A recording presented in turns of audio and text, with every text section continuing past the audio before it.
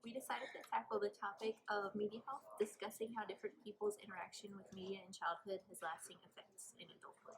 We hypothesized that too much exposure and involvement with media, which could be social media, on-demand television, or video games, can cause negative mental and physical effects such as depression, ADHD, anxiety, and other impacts.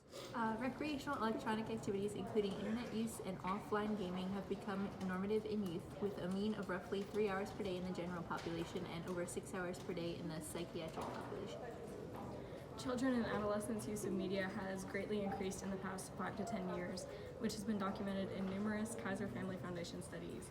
The most recent 2010 report regarding behavior of 2008 to 18-year-olds showed that the average child spent 7.5 hours each day using media. However, because of multitasking, children actually crammed 10.75 hours of media use into that 7.5 period of time.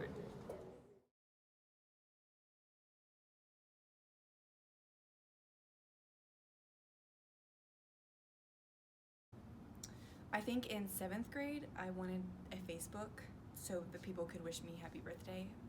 So I got it in 7th grade on my birthday. And I think I got Instagram in 8th grade. 7th grade, so probably when I was like 12, 13. The only social media I have is Gmail. Is that social media? I deleted all of my social media in this summer. It was like my final cut. I mainly use Snapchat and Instagram. And would you describe yourself as addicted to the internet? No. Okay.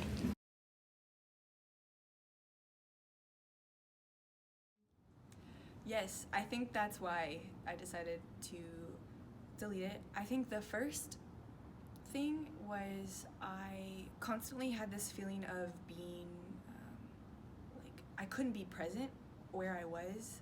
Like I would be with a group of people and feel like I was missing out because I saw like everything that someone else was doing. And for sure, attention span, I used to like in class have to check my phone, like check Instagram like every 5 minutes. Like it was like a constant look, and I didn't notice that until like I started to delete it off my phone, and then I would like go and be like, what happened? Like there was nothing to look at.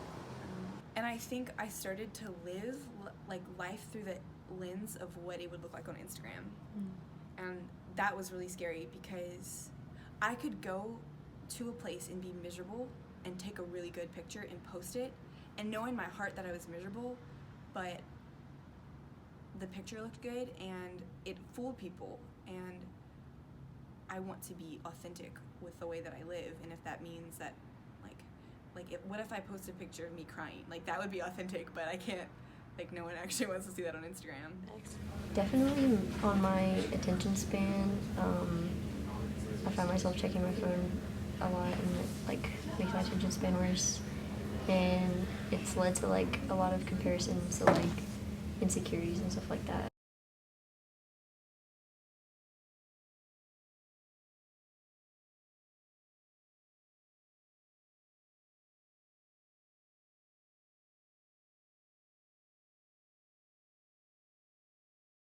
Even taking a step back and looking at motives of like, why am I on social media every day or like every second of the day, and maybe like making goals to like, what if I see how this is to like live a day without this and like see how different it is. And I don't think social media is bad at all. I think it's different for each person. From interviewing Elizabeth and Elena, and also from our own personal experiences, we found that excessive media use does have negative impacts on your physical and mental health. And it starts early in life too.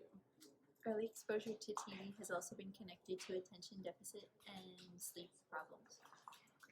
In a research study, it was shown that TV use at an age of 3 or around a younger adolescent age has been linked to behavior problems and long-term effects on social development, classroom engagement, and academic achievement, which has been seen since we are in the generation that grew up watching TV